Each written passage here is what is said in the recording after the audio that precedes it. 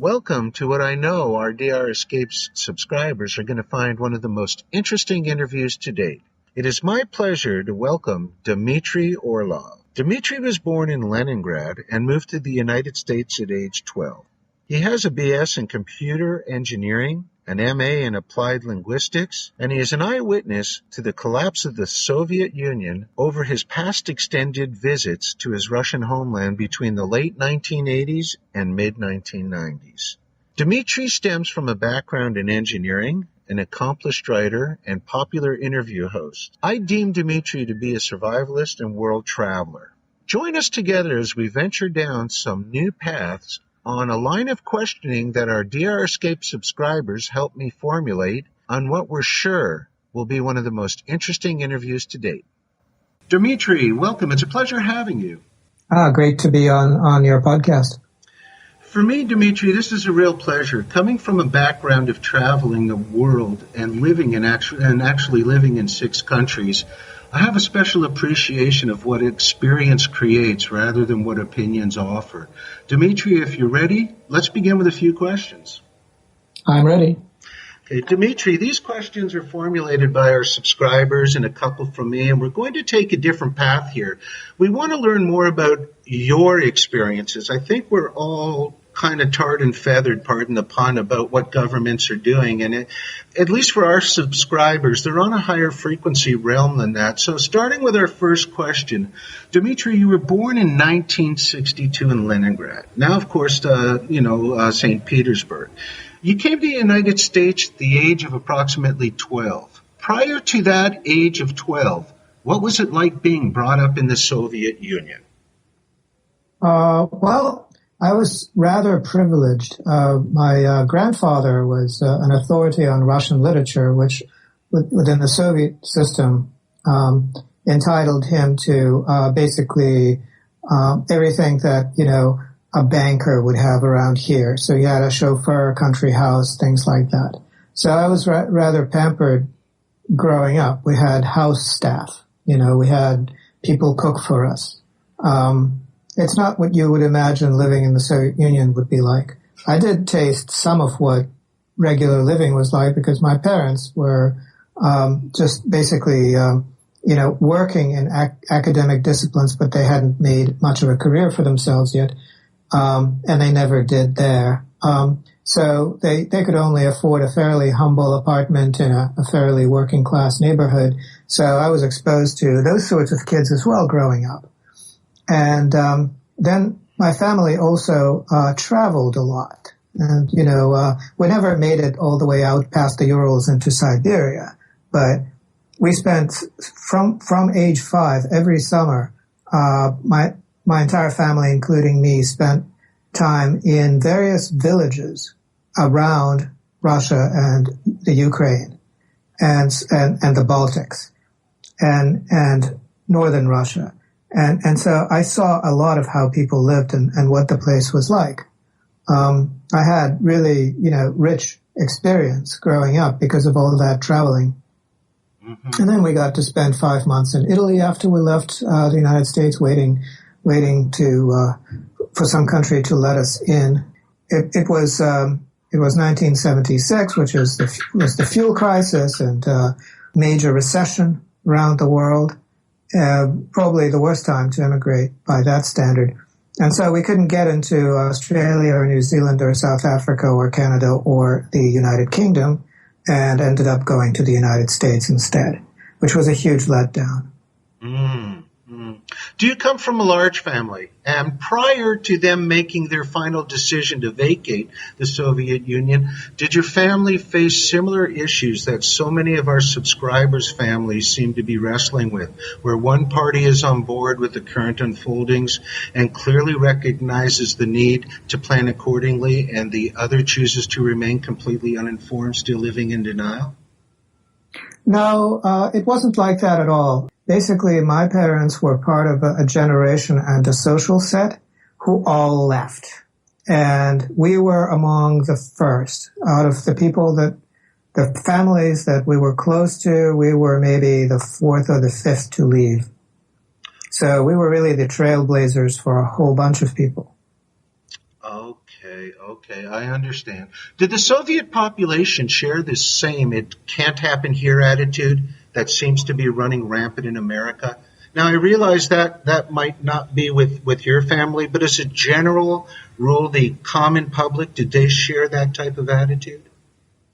Well, I think a lot of the people who were actually knowledgeable about how the place operated and had, could read a foreign language, had some access to foreign press, they basically understood that, the country was in a very severe predicament because of past failures in central planning. Basically, the economy was not performing as it was supposed to.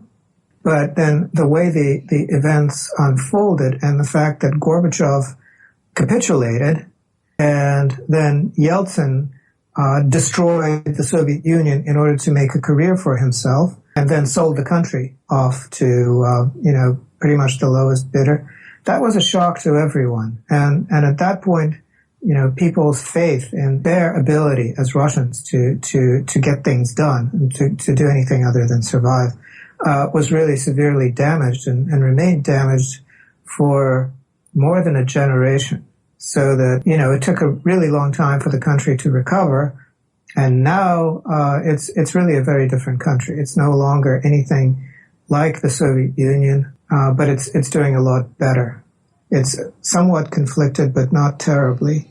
And the level of patriotism that allowed the Soviet Union to succeed in fantastic ways is back. So I think that, if you look at Russia's economic performance, quadrupling exports over a 10-year period or 14-year period, things like that, doubling incomes on a regular basis, that sort of performance is likely, once the current difficulties are over, likely to continue. I see. This question comes from one of our longtime subscribers. He understands by following your blog, you've made several extended visits back to your homeland between the late 1980s through mid-1990s.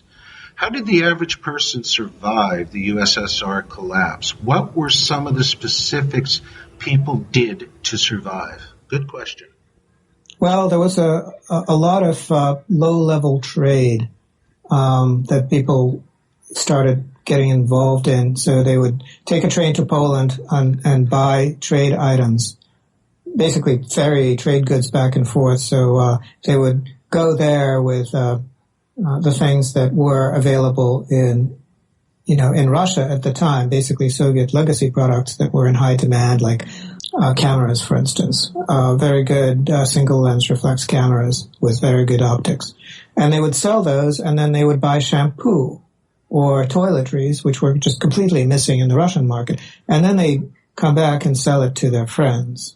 Mm-hmm. So there were a lot of that kind of informal distribution going on.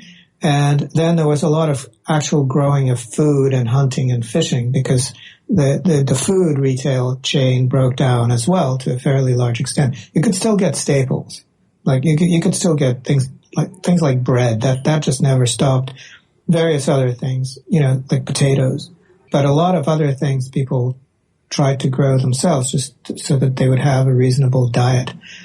There was a lot of sort of black market activity going on, or gray market. For a while there wasn't really any sort of control on commerce.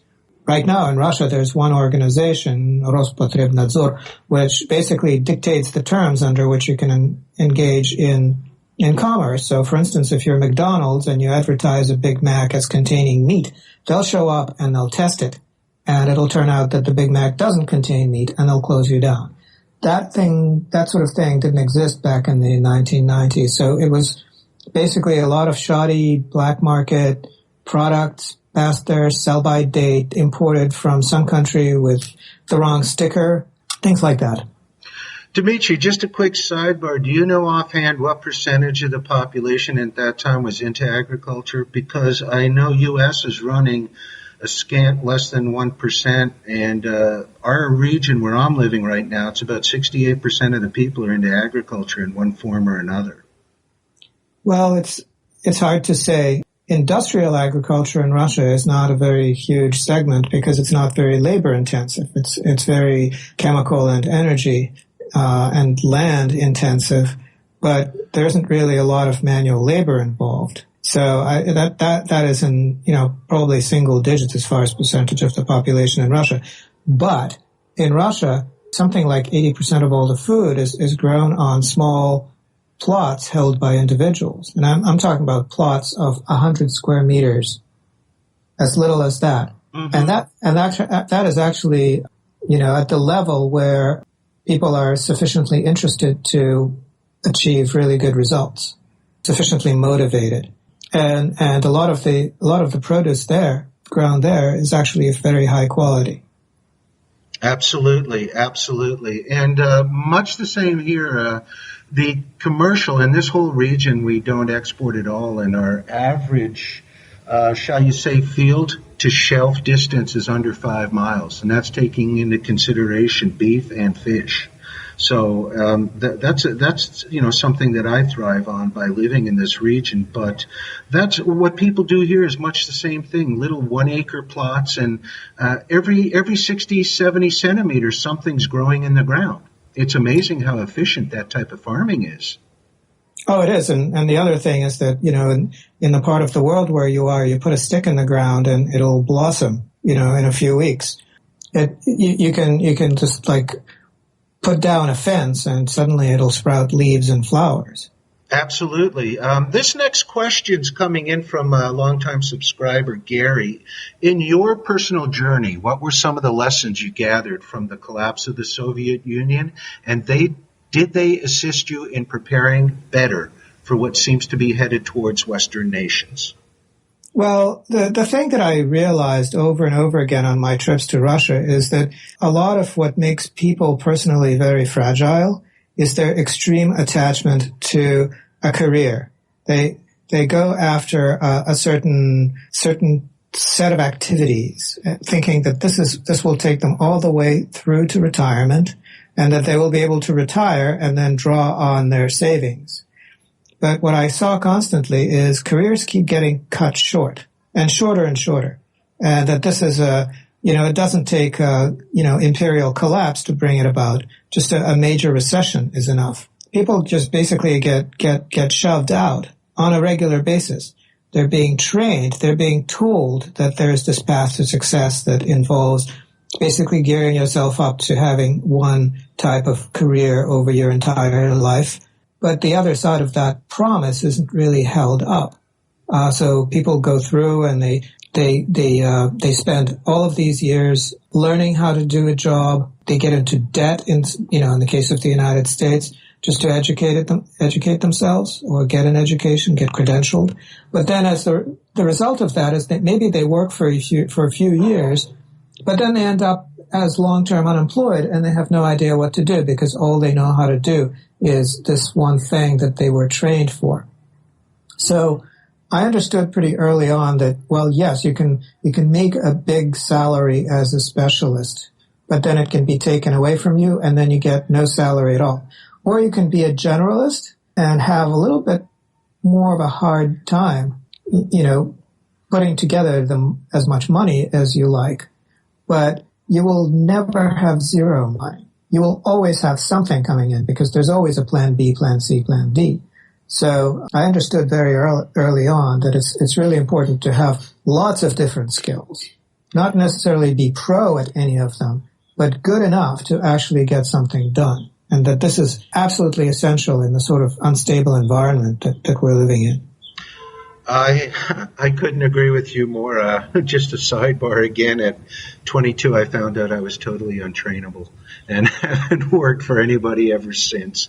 And it's a safer way of being. The quality of life is better. And it's just, you rely on yourself and your surrounding in a tight-knit group. You're going to make things happen a lot better. I think you've obviously discovered that by your lifestyle. I myself started to put the mathematics to this in about 1984. I know that's going back a while now. Since mid-85, I began planning for what seemed to be unavoidable. Much the same as when I met Mr. Chris Martinson a couple of weeks back. What initially started from fear yielded a much better quality of life. It's a very good feeling living around an abundance of natural foods and plenty of fresh drinkable water. Dmitry, coming from a background as an engineer and a writer, living in Boston, what motivated you to choose the life of living aboard a sailboat and your sustainable lifestyle?